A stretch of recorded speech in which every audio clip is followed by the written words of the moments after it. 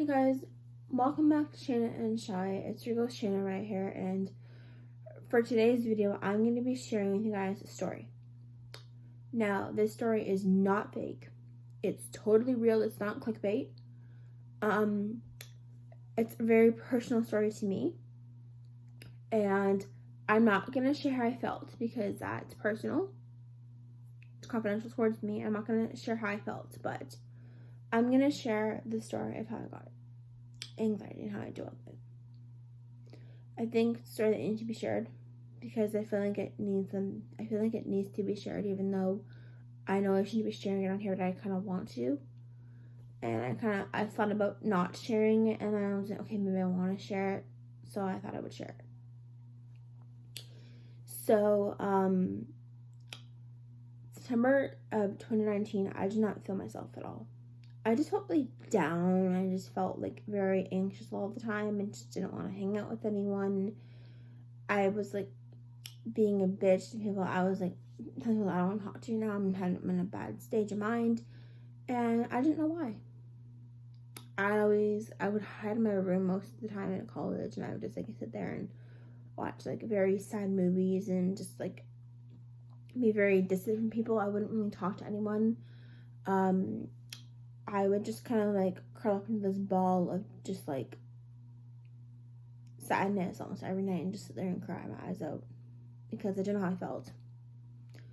I just felt really, really like upset with myself. I don't know why, but I ended up getting some help, and through that help, I really understood that I was honestly having anxiety and I didn't know. When they told me that I had anxiety, I was upset. I mean, I got emotional, but I found a way to kind of get help through that. And knowing that I had the help and the help from all my friends and from these people that helped me through this, honestly, really did, it changed me a lot. And I was put on medication, yes, I was, which affected my mood, affected me. It affected me as a person because I had mood swings. I didn't know why. And I was just like, I was getting upset. I told someone to fuck off. I was like, I didn't mean to say that to somebody. I would never tell someone to fuck off in a million years unless I'm angry at them. But I honestly didn't know what I was saying. I would be late for classes. I would sleep through my alarm. I would show up class late sometimes because of the medication I was on. I didn't always attend class very much. What was a problem for me because I should have been in class and not slacking off and just not going to class. What else bothered me was the fact that I would always be kind of distracted in class. I wouldn't really focus on what the teacher was saying. I would just focus on my own stuff, like on my computer or my phone. But other than that, I kind of just like focused on other things than class. I mean, I would still do my homework. I would still attend class, but I just was like in a different place. I didn't really want to talk to anyone. I kind of just felt like I was in a whole other world. Like the world was doing this around me. That's how I felt. Until about December when I got off the meds, I was fine. But from September to then, I was just like, okay, what's going on in my head right now? Couldn't figure out what. And I would honestly, I'm telling you the truth here, I was late for college a lot because of the medication that I was on. Because it affected me at work. Affected me at a placement that I had. And unfortunately, because of that, I got fired from placement. But you know what? That placement was not a good fit for me at all. It wasn't a good fit for me. I'm not going to say where it was because I don't want to call them out.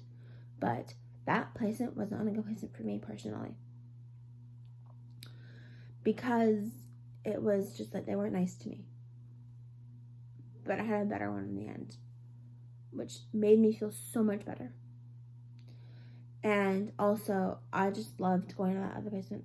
I preferred everyone so much nicer to me. They understood me much better than I was at the previous one. And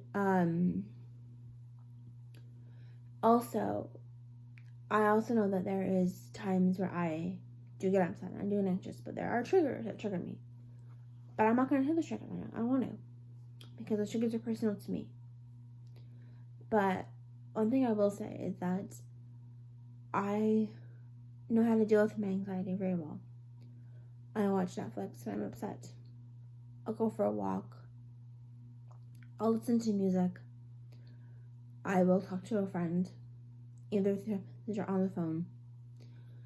I will film a video for YouTube or TikTok, whether it's skincare or like a nighttime routine, any of that kind of stuff. I'll film for that. Whatever. I will just have a self-care night where I'll make some tea and I'll just sit and I'll watch a Netflix show. I'll go to bed really early and I'll play like a podcast and fall asleep to that. But pretty much I kind of know how to deal with it right now. Also, that being said, there are times where I will be in a situation that I don't want to be in, and it will make me anxious. And I'll just feel like I'm in that space where the world's going like this around me. I mean, that's how it felt beginning of COVID. A mental thing struck. I mean, that's how I felt when I lost my grandpa to COVID in June. I felt that same way. I basically fell apart. For a good solid 2 weeks. I fell apart for at least 2 weeks. I fell apart. Every single night, I basically was crying. Because I just missed my grandpa so much that I couldn't really express that. And I would just like stare at the ceiling like this. Like 3 a.m, just not sleeping, tossing, turning, didn't know what to do. Then I turned to taking Garfol, which helped a little bit, but not that much. But I would take magnesium, which didn't really help. But now I take melatonin gummies and they're much, much better. But that being said,